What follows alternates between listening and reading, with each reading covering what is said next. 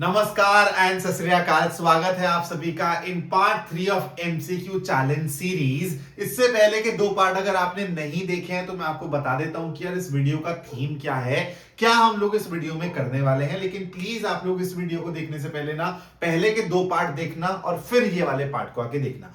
आप लोगों को सबसे पहले इस वीडियो की डिस्क्रिप्शन में जाना है। मैंने 20 एमसीक्यूज लिए हैं exactly of the same level जो आपके बोर्ड एग्जाम में आपको फेस करने हैं। आपको सबसे पहले डिस्क्रिप्शन में ये 20 एमसीक्यूज की पीडीएफ मिलेगी। आपको ये वीडियो को देखे बिना इन 20 सवालों को सॉल्व करना है विद द टाइमर। आपको देखना है कि आप इन 20 सवालों को सॉल्व करने के लिए कितना टाइम लगा रहे हो अभी।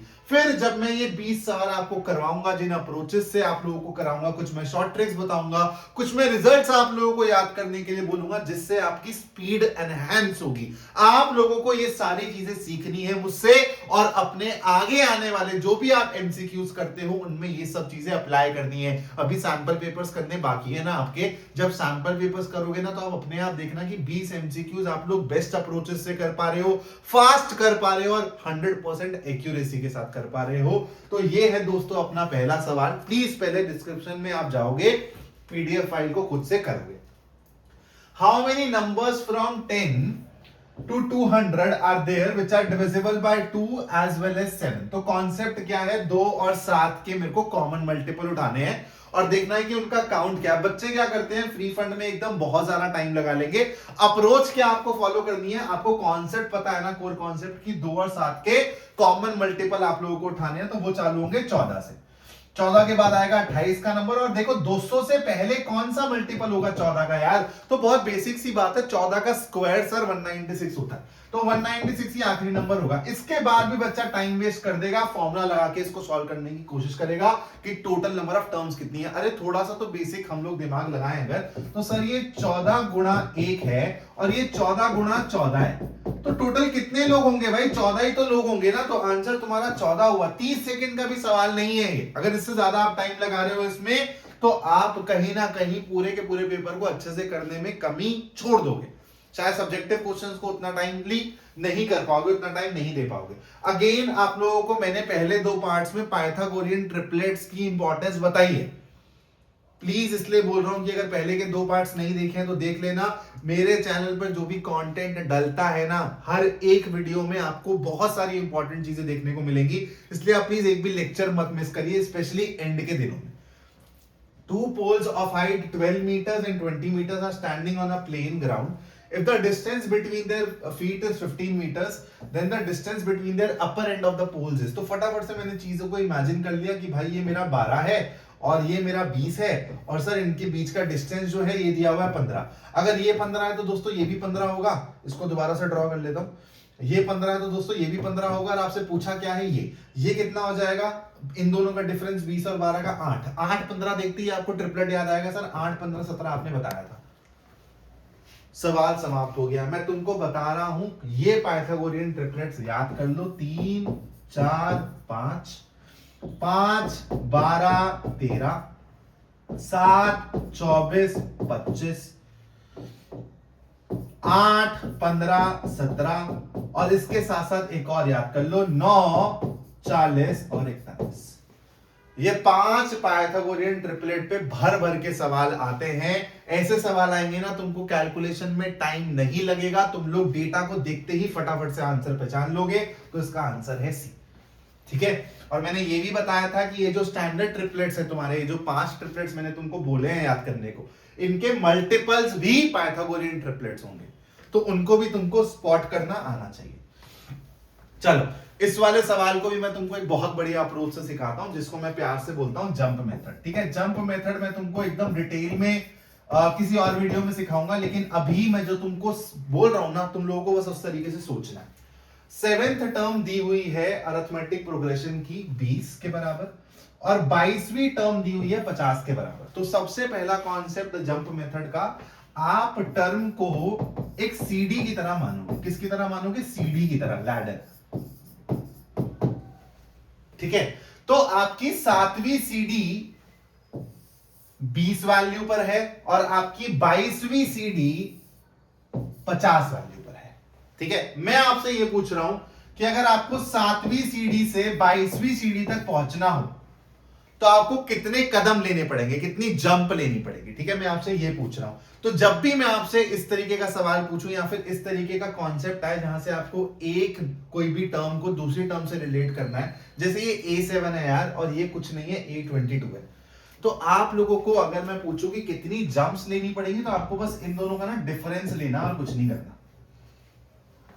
तो आपको 15 जंप्स लेनी पड़ेगी और ध्यान रखना जंप कॉन्सेप्ट में एक जंप की वैल्यू होती है d के बराबर, कॉमन डिफरेंस। तो मतलब ये जो 15 जंप है यानी कि जिसकी वैल्यू होगी 15 टाइम्स d, ये किसके बराबर होगी?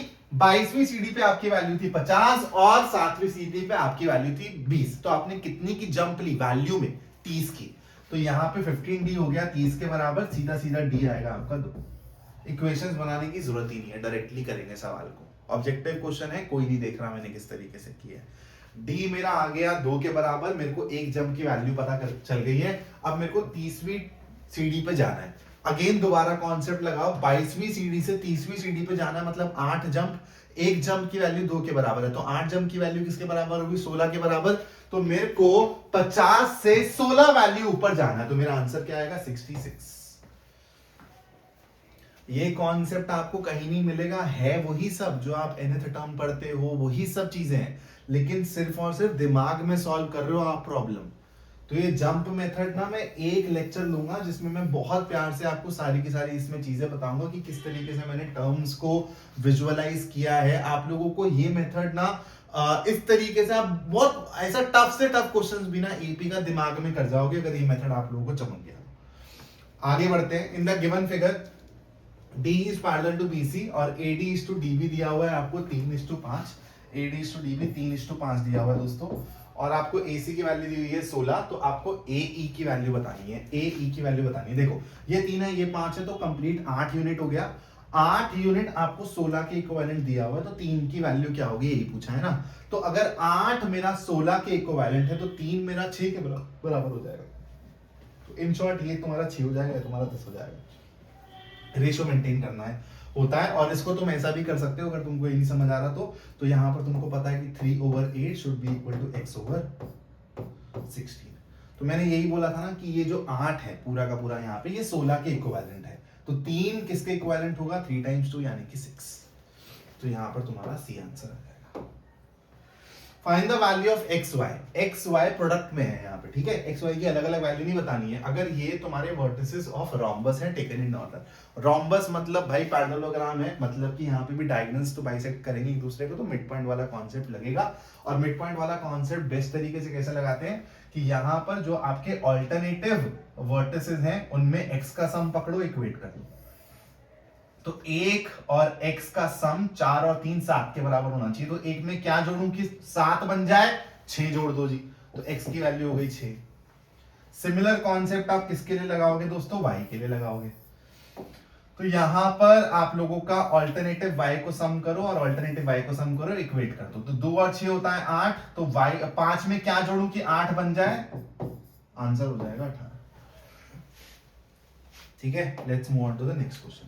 The mean of the 5 numbers is 30. A 6 number is added. The new mean of the 6 numbers is found to be 31. The 6 number is, देखो मैंने आपको बताया है कि मीन और कुछ नहीं है। मीन एक ऐसा नंबर होता है जो कि इक्वलाइज कर देता है। मतलब मीन को आप ना हर एक डेटा पॉइंट की जगह सब्स्टिट्यूट करके इमेजिन कर सकते हो। अगर 5 नंबर्स का मीन 30 है तो आप ये विजुअलाइज कर सकते हो कि हर जगह 30 बैठा हुआ है। 30 30 30 30 30। अब एक नए इंसान के आने से हर जगह 31 बैठ गया, खुद सोचो, और एक मेंबर ऐड हो गया। तो ये 31 तो खुद के साथ लाया होगा, लेकिन जो ये 5 यहां पर बढ़ते हुए दिखे आपको एक एक से, ये भी तो यही लाया होगा जिसने डिस्ट्रीब्यूट किया होगा। तो ये खाली 31 नहीं, 31 + 5 रहा होगा, और ये 5 हर जगह एक एक करके बढ़ गया होगा। आंसर है 36। आया मजा? चलो, The perimeters of two similar triangles ABC and PQR are 60 centimetre. देखो ऐसे सवालों में ना जल्दबाजी में गलती हो जाती है। सबसे पहले बहुत आराम से पढ़ना डेटा को। आपको ये तो पता होगा कि जो साइड्स का रेशो होता है वही आपके पेरीमीटर्स का भी रेशो होता है। सिमिलर ट्राइंगल की प्रॉपर्टी होती है ये। तो 60/36 शुड बी इक्वल टू, देखो यहाँ पे ना पी क्यू दिया हुआ है तुमको, मतलब सेकंड वाले ट्रायंगल के हिसाब से वैल्यू दी हुई है और पहले वाले ट्रायंगल के हिसाब से पूछा है। तो ये x ओवर 9 के बराबर होगा, 9 ओवर x कर दोगे ना और वो तुमको आंसर मिल भी जाएगा और फिर क्वेश्चन गलत हो जाएगा जल्दबाजी में। तो देखो 9 को 4 से मल्टीप्लाई करना पड़ रहा है, तो x को 4 से मल्टीप्लाई करके 60 मिलना चाहिए, यानी कि आंसर आएगा 15। ठीक है, sine theta plus cos theta आपका √2 कॉस थीटा के बराबर है, then the value of tan theta is. Sir कुछ सवाल ना बहुत आसान होते हैं और मैंने आपको बोला है कि आसान सवालों में ना ये शॉर्ट ट्रिक व्हाट ट्रिक बहुत ज्यादा दिमाग लगाने की जरूरत होती नहीं है। वो सवाल 15 सेकंड से ज्यादा डिजर्व ही नहीं करता है। कभी कभी हम लोग ना ज्यादा ज्ञानी बन जाते हैं और इजी सवालों में ज्यादा सोच लेते हैं। ये बहुत बच्चों के साथ दिक्कत होती है जो कि थोड़ा सा टफ प्रॉब्लम्स के पीछे भागते हैं। तो मैं आपको ये भी सिखा रहा हूँ कि टफ प्रॉब्लम्स करना जरूरी है, आपको अपने दिमाग को डेवलप करना बहुत जरूरी है, नए प्रॉब्लम्स के बारे में सोच पाओ, वो सब चीजें बहुत जरूरी हैं। लेकिन यार आसान सवाल इज आसान, है ना, उसमें आपको फालतू का टाइम वेस्ट नहीं करना। जैसे इस वाले सवाल में हो सकता है कि बच्चे देख के ना फालतू के लिए ज्यादा तिगड़म लगाने की कोशिश करें, लेकिन यहाँ पे आपको एक सिंपल सी इक्वेशन देके tan थीटा पूछा हुआ है और साइन और कॉस से tan बनाना बहुत इजी होता है। तो मैं यहाँ पर दोनों साइड पे ना कॉस से डिवाइड कर दूंगा, तो tan थीटा प्लस 1 मेरा √2 हो जाएगा। तो tan थीटा की वैल्यू सीधा सीधा √2 - 1 आ जाएगी। 5 सेकंड का भी सवाल नहीं है और सारा टाइम नहीं लगना चाहिए इसमें। अगेन कुछ ऐसे रिजल्ट्स हैं आपके एनसीईआरटी में, स्पेशली जो प्रूफ आपकी प्रॉब्लम्स है ना, प्रूफ वाली प्रॉब्लम्स, उनमें से ना कुछ ऐसे रिजल्ट्स को आपको दिमाग में रखना है। मैं क्या करूंगा, मैंने ये सारे रिजल्ट्स ना अपने एक हैंड रिटन नोट्स में डाले हुए हैं। मैं आप लोगों को वो हैंड रिटन नोट्स भी प्रोवाइड कर दूंगा, पॉसिबल होगा तो मैं इसी वीडियो के डिस्क्रिप्शन में वो पीडीएफ डाल दूंगा।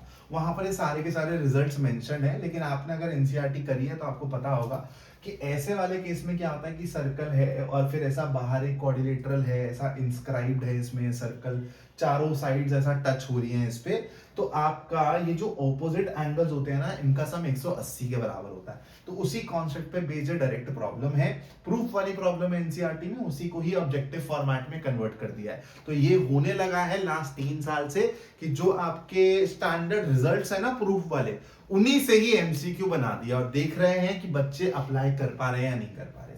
तो यहां पर मेरा आंसर क्या हो जाएगा, 125 है तो 30 और 55 डिग्री आंसर हो जाएगा।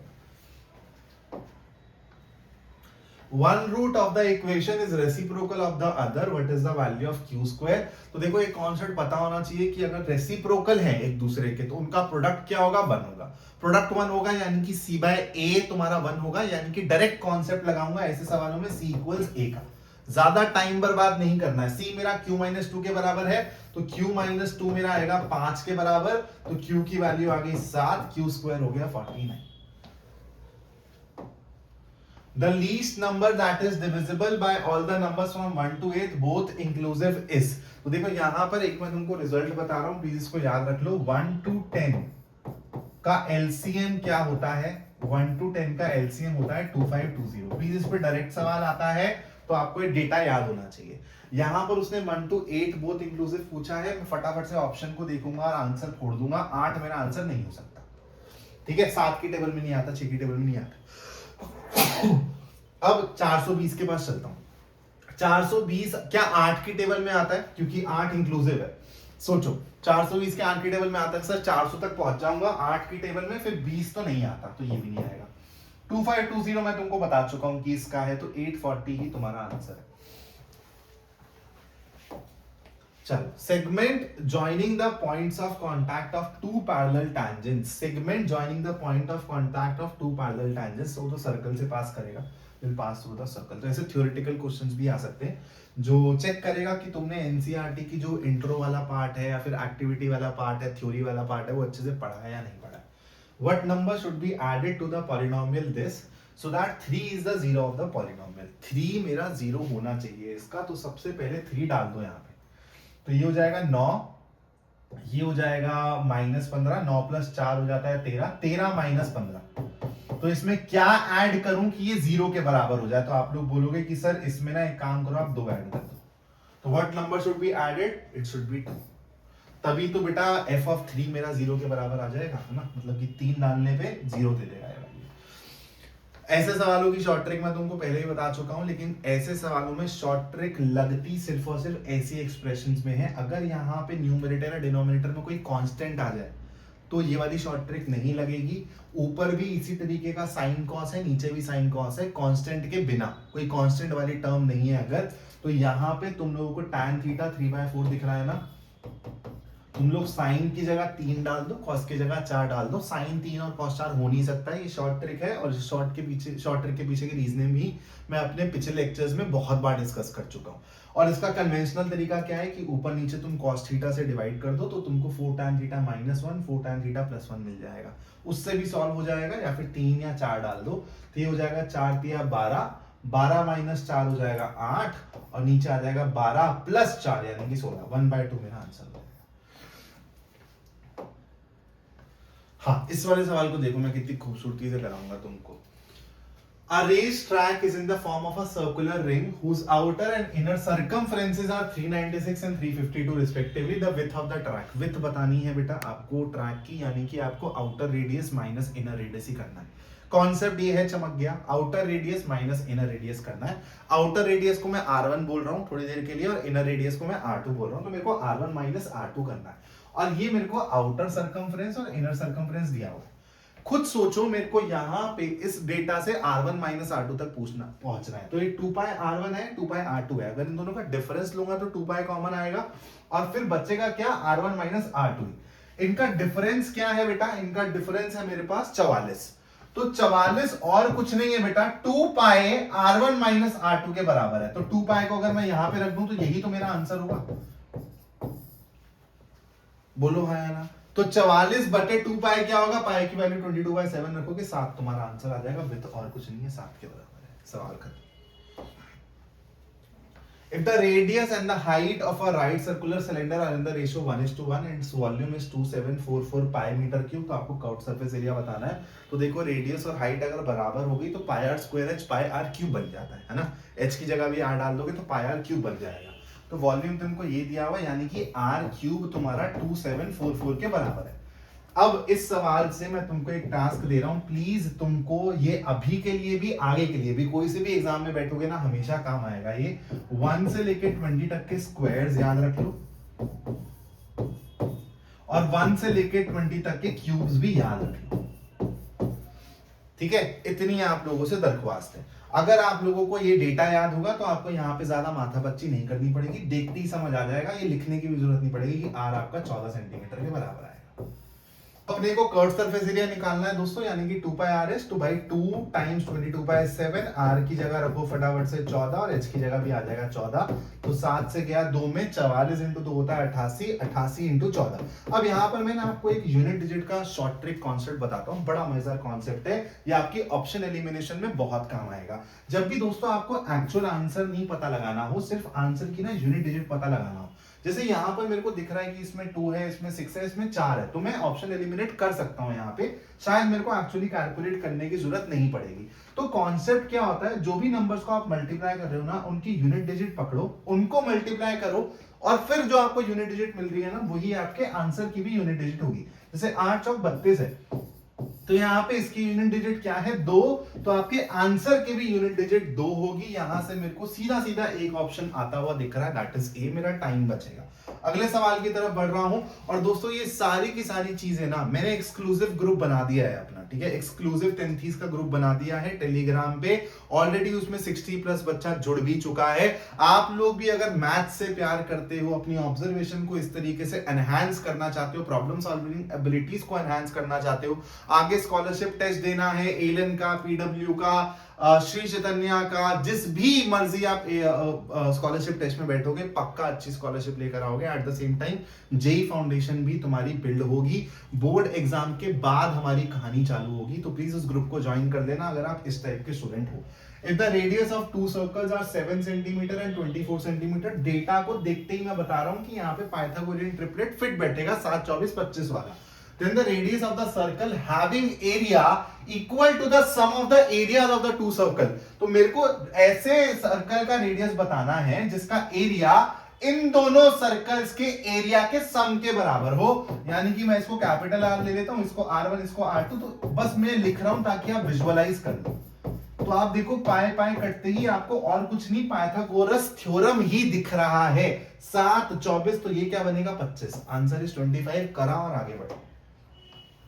A page is selected at random from a book. The probability that the digit at unit place of the page number chosen is less than 7. Less than 7 का मतलब क्या है? 0 1 2 3 4 5 6 यानी कि 7 ऑप्शंस हो जाएंगे और 0 से 9 हो जाते हैं अपने 10 ऑप्शन. तो 7 ऑप्शन फेवरेबल है out of 10. Answer is this.